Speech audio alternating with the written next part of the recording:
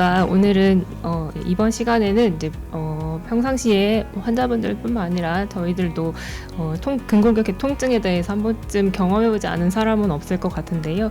그 관련된 질환에 대해서 조금 정보를 전달해 드려서 그 이해를 높이고 이제 관리하시는데 도움을 받으실 수 있도록 그런 내용으로 준비되어 있습니다. 먼저 근골격계 통증이란 그 근골격계라는 하면 이제 근육, 뼈, 힘줄, 인대 등의 이렇게 문제가 생겨서 발생하는 통증을 전체에 칭합니다.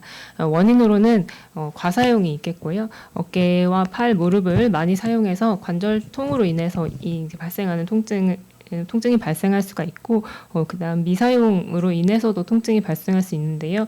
예를 들면 마비 환자에서 어깨 관절 운동을 한동안 시행하지 않게 되면은 그 어깨 등의 관절이 굳게 돼서 관절을 사용하려고 할 때 통증이 발생할 수 있습니다.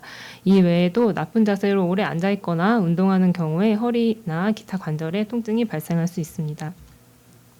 먼저 어깨 통증입니다. 어깨 통증은 대표적인 근골격계 통증 중에 하나인데요. 원인은 좀 다양하게 있습니다. 먼저 어깨 관절이 탈구가 아탈구가 있거나 어깨를 이제 붙들어주는 그 회전근개라는 그런 근육이 자꾸 충돌해서 발생하는 어깨 충돌 증후군, 충돌이 지속적으로 계속되었을 경우에 이제 파열로 이어질 수 있고요. 그 외에도 어깨 관절 구축이 있을 수 있고, 그 외에 이제 상하신경총 손상을 포함한 신경성 통증도 있을 수 있겠습니다.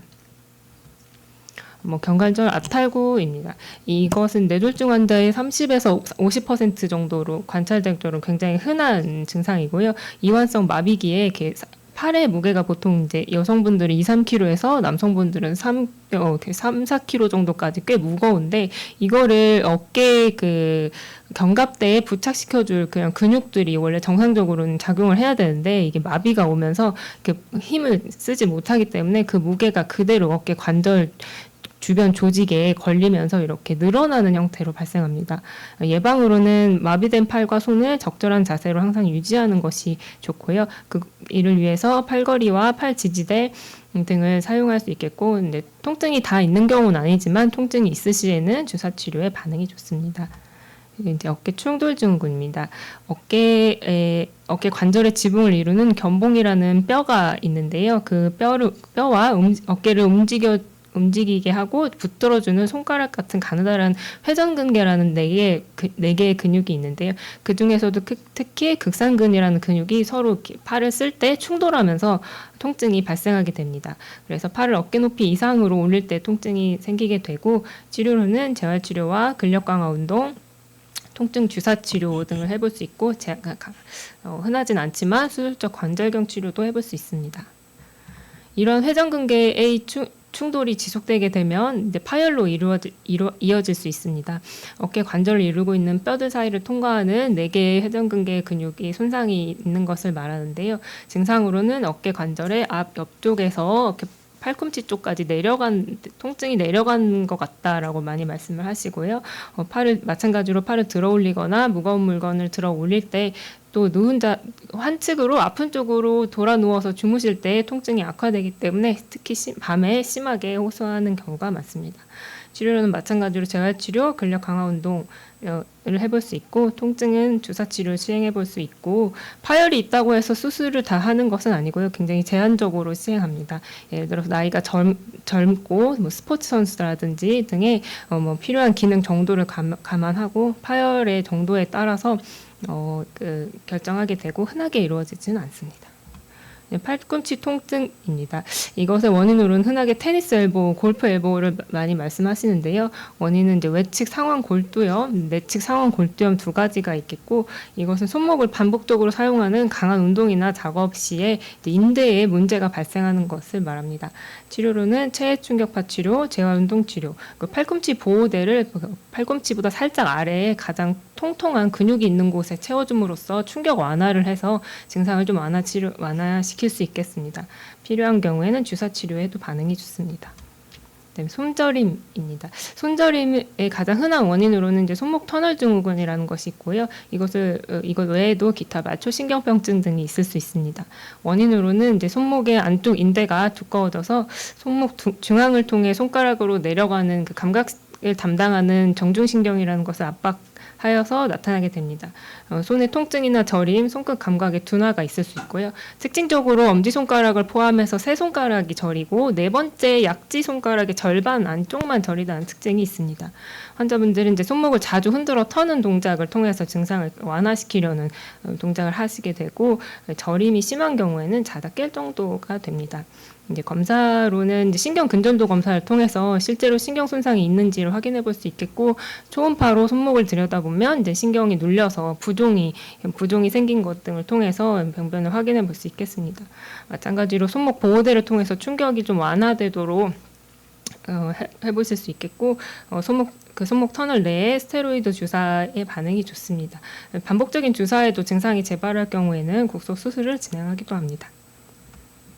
경직입니다. 경직은 뇌졸중, 외상성 뇌손상, 척수 손상과 같은 중추신경계 손상으로 인해서 이완성 마비와 함께 이게 비정상적으로 전체 근육의 긴장도가 항진되는 증상이 같이 나타나게 됩니다.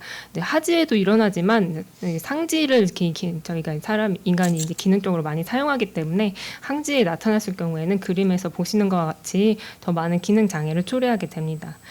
관리하는 방법으로는 꾸준한 스트레칭을 시켜주는 것이 필요하고요. 적절한 자세를 유지하기 위해서 보조기 등을 사용해 볼 수 있습니다.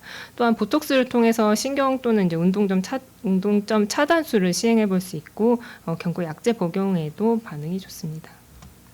그다음에 허리 통증입니다. 허리 통증에는 이제 추간판 탈출증, 척추 후 관절염이 대표적으로 있습니다. 추간판, 흔히 디스크라고 말하는 것은 이제 딱딱한 척추뼈와 뼈 사이에 쿠션과 같은 완충 역할을 하는 구조물이 있는데요.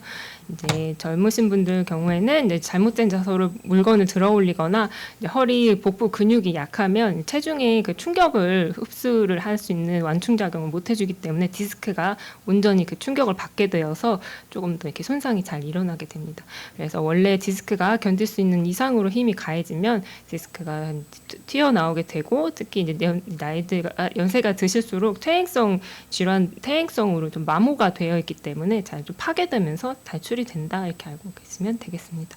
검사로는 단순 뼈 주변의 퇴행성 여부를 확인하기 위해서 엑스레이 검사를 해볼 수가 있고 MRI 검사를 통해서 또 이제 신경과 인대에 실제 손상이 있는지 구조물을 확인해 볼 수 있고 근전도 검사를 통해서 이제 신경 이상 여부를 확인해 볼 수 있습니다. 대부분의 수술은 전체 환자의 15% 정도만 해당한다고 할 정도로 많이 진행하진 않는데요. 수술의 적응증은 마비가 급격하게 진행하거나 주사 등이나 약물로도 어떤 방법으로도 조절이 되지 않는 극심한 통증, 그리고 한 달 반에서 2달 정도의 보존적 치료에도 아무 효과가 없는 경우에 제한적으로 고려해 볼 수가 있고요. 대부분은 보존적 치료로 호전이 되십니다. 주사 치료를 통해서 신경 차단술과 후관절 주변 차단술을 해볼 수 있겠고 통상 3회 정도 주사 이후에는 주사를 계속 맞을 수 있는 것은 아니고 6개월간 휴지기를 권장하고 있습니다. 노인성 척추 후만증입니다. 척추의 퇴행성 변화로 인해서 추간판의 변화도 있고 근육의 근력 악화로 인해서 기립 자세를 유지하지 못하고 점점 앞으로 숙여지는 이런 증상인데요. 또한 골다공증으로 인해서 흉추 부분에 이렇게 짜부라지는 형태의 이제 골절이 일어나서 굽기도 합니다. 또 만성적인 자세 불량도 이런 모든 것을 촉진하기도 합니다. 치료로는 이제 기립근 운동을 할 수도 있고 항상 바른 자세를 유지하는 것이 이제 기립근 운동이 되겠습니다. 또한 딱딱한 바닥에 엎드려 있는 자세는 조금 흉추의 신전을 유도할 수 있고요. 간혹적으로 수술도 고려해 볼 수 있겠습니다. 골다공증입니다. 골다공증은 사진에서 보시는 것과 같이 골밀도가 감소한 형태를 말하는데요. 조그만 충격에도 쉽게 뼈가 부러질 수 있는 상태로 이제 폐경기 이후에 급속하게 진행하게 됩니다. 왜냐하면 여성 호르몬이 그 골 흡수를 방지하는 역할을 하는데 이제 폐경기 이후에 여성 호르몬이 없어지기 때문입니다. 치료로는 면일의 골밀도 검사를 통해서 골다공증 치료제 주사, 약물 복용 등을 해볼 수 있고 산책이나 가볍게 조깅 등의 운동을 같이 병행해 주시는 것이 중요하고 역시 올바른 자세를 통해서 기립근 운동을 꾸준히 시켜주는 것이 중요하겠습니다. 흉추 상체의 이렇게 어깨를 가슴을 펴주는 형태의 신장 운동이 중요하고 마찬가지로 복근과 허리 근육 강화 운동은 도움이 됩니다. 비타민 D나 칼슘 제제를 복용해 볼 수도 있겠습니다. 이 낙상과 골절입니다. 골다공증이 있는 경우에 특히 이제 마비로 인한 이제 근위약, 균형 강처와 이동 능력 장애, 기립성 저혈압이나 시공간 지각 장애 등이 있는 분들의 경우에 낙상 시에 골절로 이어지기가 쉽습니다. 이를 위한 예방으로는 골다공증 치료를 평소에 꾸준히 잘 받아주시고 낙상 예방을 위한 근력 및 균형 훈련을 지속적으로 해주시고 그 외에도 저희 환자분들 같은 경우는 이제 CG각 인지기능 훈련과 환경적으로 장애 요인이 될 만한 것을 제거해주는 것도 도움이 되겠습니다. 네, 그다음 육창입니다. 육창은 이제 동일한 자세로 누워 있을 때 체중이 이렇게 뼈가 튀어나와 있는 부위에 계속적으로 있으면서 거기에 혈액 순환이 되지 않아서 그 조직 부위가 괴사가 일어나는 것을 말합니다. 특히 이제 그 뼈가 튀어나와 있는 부위, 꼬리뼈 부위나 발 뒤꿈치 그리고 팔꿈치, 그리고 날개뼈 있는 부위, 그리고 두경부에도 잘 생길 수가 있고 이게 꼬리뼈 주변에 잘 발생합니다. 욕창에는 단계가 나누어지는데요. 먼저 1기로는 피부 조직 손상 없이 색만 빨갛게 변한 경우를 1기, 그리고 수포 정도가 생기면 2기, 수포 외에도 피부, 피하, 지방을 포함한 전층이 다 포함돼서 괴사 조직과 괴사와 염증이 육안적으로 많이 보일 때 3기이고 그렇지만 이제 근육층을 포함한 근육을 넘지 않았을 때는 3기라고 하지만 더 진행되면 이제 피부 전층뿐만 아니라 근육인데 뼈 조직까지 포함해서 괴사가 일어나는 경우 4기로 보겠습니다. 예방을 위해서 체위 변경을 주기적으로 해주어야 하고요. 엎드린 자세나 옆으로 눕는 자세를 유지해야겠습니다. 다음은 퇴행성 관절염입니다. 퇴행성 관절염은 손과 무릎에 가장 흔하게 나타나는데 이것은 관절 연골의 노화와 마모로 인해서 점차 관절이 파괴되어 통증, 운동 제한, 변형 등이 나타난 상태를 말합니다. 관절이 붓고 아플 수 있고 관절 주변을 눌렀을 때 통증이 있을 수 있습니다. 치료로는 연골 주사, DNA 주사, 콜라겐 주사 등 다양한 제제가 개발되고 있어서 적용되고 있고요. 가장 도움이 되는 것으로는 체중 감소가 많은 도움이 될 수 있고 근력 강화 운동을 통해서 충격 완화를 요하는 것도 효과가 있습니다. 그 외에 물리요법, 약물요법, 수술적 치료를 고려해 볼 수 있겠지만 수술은 관절이 완전히 파괴돼서 변형이 심하고 전혀 기능을 하지 못할 때 제한적으로 고려해 보겠습니다. 발 통증에는 크게 족지간 신경종과 사진에서 위에서 보시는 것처럼 발가락 두세 번째 사이 부분이 찌릿하는 통증이 있는 증상과 이제 족저근막염 흔하게 발꿈치 바로 안쪽이 이제 아픈 증상 크게 두 가지가 가장 흔한데요. 증상으로는 걸을 때 발바닥이 통증이 있고 특히 아침에 일어나서 첫 발을 내딛을 때 뒤꿈치 안쪽이 통증이 있다면 거의 족저근막염으로 보시면 생각하시면 됩니다. 이에 대한 치료로는 체외 충격파 치료가 있고 아픈 해당 부위에 통증 주사, 스테로이드 주사를 해볼 수 있겠고 또 종아리 근육 스트레칭도 굉장히 효과가 있습니다. 관절 구축입니다.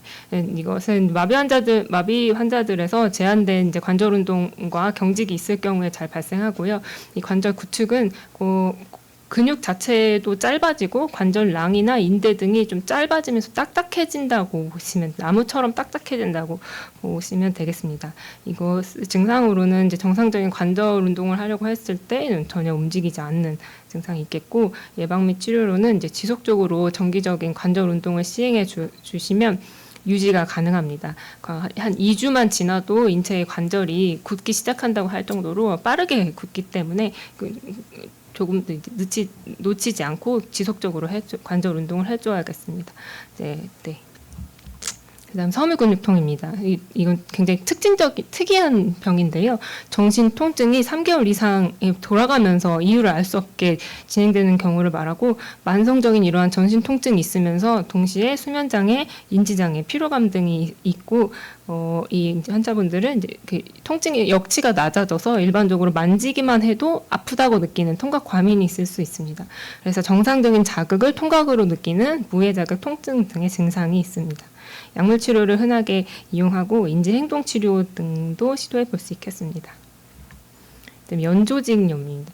이것은 세균이 감염이 된 것인데요. 일반적인 염증과 다르게 세균 감염은 조금 다른 것입니다. 이제 증상으로는 이제 발생 부위가 붓고 감염이 됐기 때문에 이제 붓고 빨갛고 뜨거워지고 이런 증상이 있고, 국소적으로 감염이 생겼지만 이제 혈액을 타고 돌기 때문에 전신에 열이 나고 몸살이 걸린 것처럼 무기력하고 전신 근육통과 두통 뭐 이런 증상들이 동반되고요. 이런 것들이 잘 발생하는 위험 요인으로는 당뇨가 있으시거나 감염병증, 신부전 등 말초혈관 병변이 그 부위에 동반되어 있게 좀 전신 컨디션이 좀 안 좋으실 때 잘 발생하고, 그 외에도 알코올 남용이 있거나 무좀이 있을 때도 그 부위를 타고 세균 감염이 잘 일어나겠습니다. 예방 및 치료로는 꾸준한 혈당 조절을 잘 하셔서 이런 조직들이 좀 튼튼할 수 있도록 관리를 해주시는 것과, 피부, 특히 이런 내가 위험인자가 있다 하면 피부 손상되신 경우에는 빠르게 치료를 하셔야 되고, 발생하면 항생제로 치료하게 됩니다. 마지막으로 신경병성 통증이 있습니다. 뇌졸중 환자나 척수마비 환자에서 마비 부위에서부터 이제 말초까지 24시간 지속되기도 하고 간헐적으로 이제 지속되는 형태의 신경병성 통증이 있는데요. 증상으로는 전기 오듯이 저린 통증, 그리고 열이 나듯이 화끈거리는 통증, 그리고 시린 통증 형태가 있고, 치료로는 현재까지 신경병증을 타겟으로 개발된 그런 약과 그 외에 또 조절이 보통 충분히 되지 않는 경우도 많이 있기 때문에 이제 마약성 진통제를 등을 포함해서 다약제로 접근하게 됩니다. 그 외에도 그러나 특징적으로 좀 극심한 통증이 약물로 완전히 조절되지 않고 한 절반 정도밖에 조절되지 않는 경우가 많다고 현재까지도 문헌으로도 되어 있고 한데요.